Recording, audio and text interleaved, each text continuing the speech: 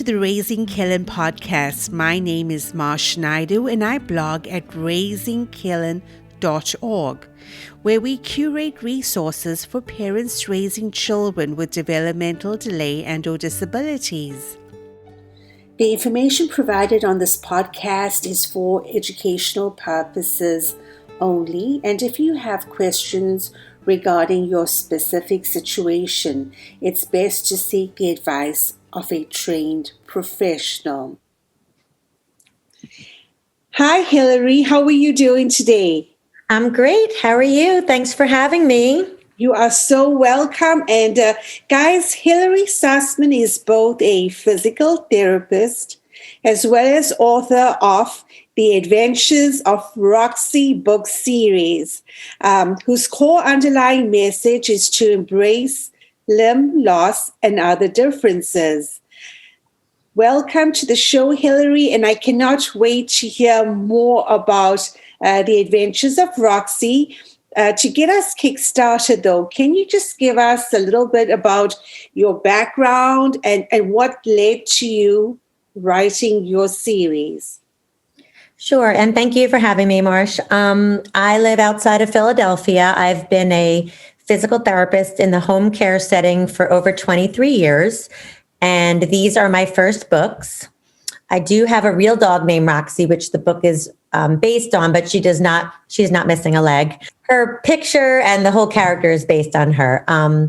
It just kind of was a combination during COVID of losing my job at the time because of COVID. And I've always been able to rhyme and I love animals. And my dog had just had a bunch of surgeries. She had 2 sarcomas removed. She had 2 ACL surgeries in the last year or 2. So it kind of all came together. And I thought of this idea to write this book. And then it kind of kept going in a direction that I hadn't really planned. So it's been really awesome. Hillary, April is Limb Loss and Awareness Month. So is there a difference between limb loss and limb difference? I think that the term limb difference is more of an umbrella term because you can be born with a limb difference. It can be congenital, or it can be as a result of anything, an accident, or potentially, someone losing circulation or an infection. There's a lot of reasons people lose limbs in their lives, and that would be limb loss. So I think they can be used interchangeably, but from what I understand, and I am not an expert, nor do I pretend to be, I believe the word limb difference is just kind of constitutes anyone with a limb, anyone missing a limb, whether it is from being born or any circumstance, I want to say. This year, the theme for April being Limb Loss and Awareness Month is that your ordinary is extraordinary, and I love that.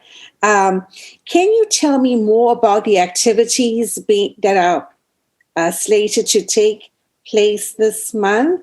From what I understand, different organizations are doing different things. So I have aligned myself with Elizabeth Stone. She's doing a campaign. It just started on Wednesday called Wear Orange Wednesday. It's just one of the multiple different things going on this month.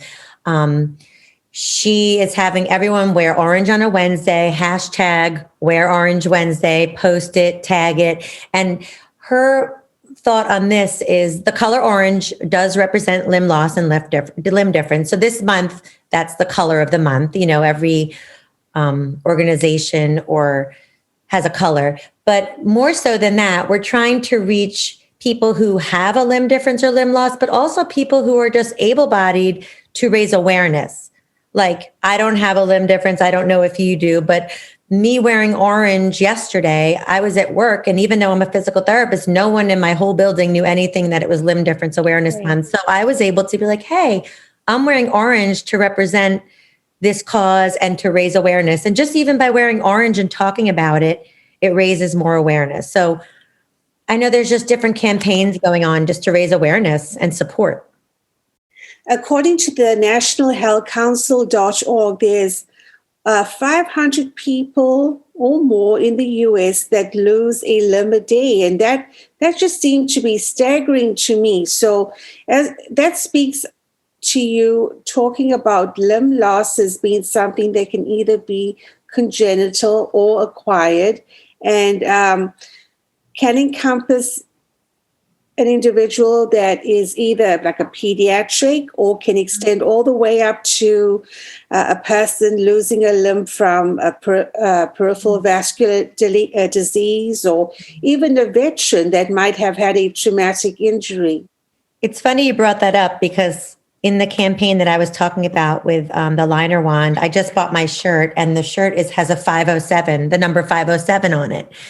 And the reason they did that is because 507 actually people a day. You were right on there. So by wearing that shirt, people are going to be like, what is 507? And then you can say, you know what? 507 people in the United States lose a limb a day. So that's a great campaign to raise awareness. Let's talk more about your book series. Now, you have two books under your wing. So Roxy, and is it Malibu?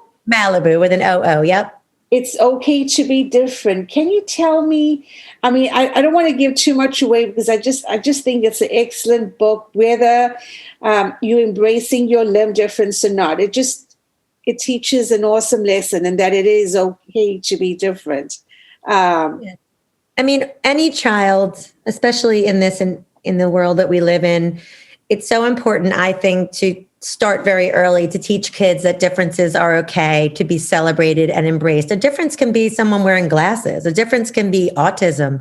A difference can be trouble reading, or it can be physical, like a limb difference or anything, right? So if we teach them early, like in the book, Roxy loses her leg, and then she has to overcome that. And then when she goes to the park, she meets a dog missing an ear, and the whole story is about her sharing her story with the other dog and teaching Malibu that it's okay to be different and to embrace himself, embrace his own difference, and be confident despite having a difference. So it really can relate to anyone, even though I target the limb different community a little bit, but it really can be related to all children.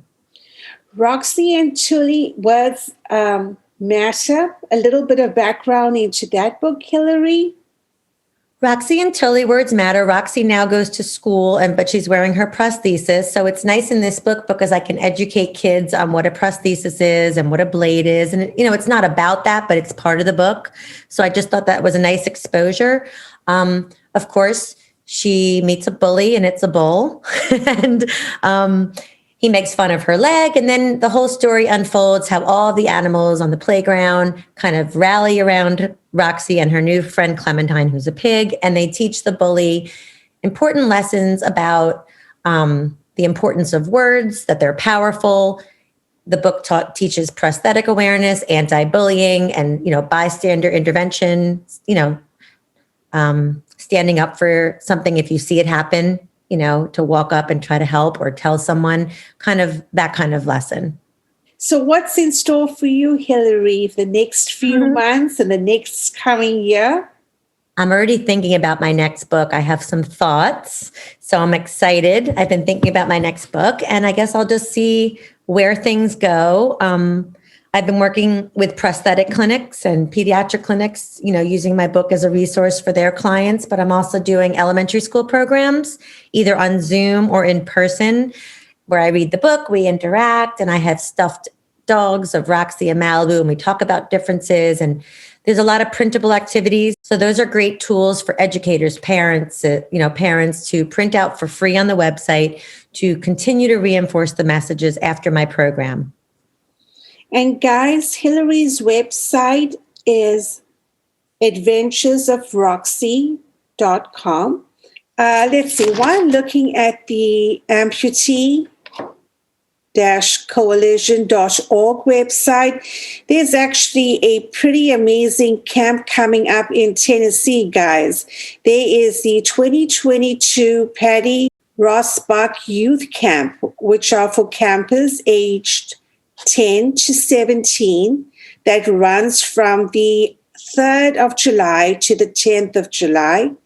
It's going to be held at the 4-H Center here in Greenville, Tennessee. And there is a webinar coming up on April the 12th to give parents a little bit more information on that camp. And this might really do good for kids that do have those limb differences to kind of get out and network with their peers in a fun outdoor setting. So that's the 2022 Patty Rossbach Youth Camp. Are there any words that you would like to end off with, Hillary, or anything that you would like to educate listeners about? I just think that the more we get, not just my book, there are a lot of inclusive books out there. They're starting to come out.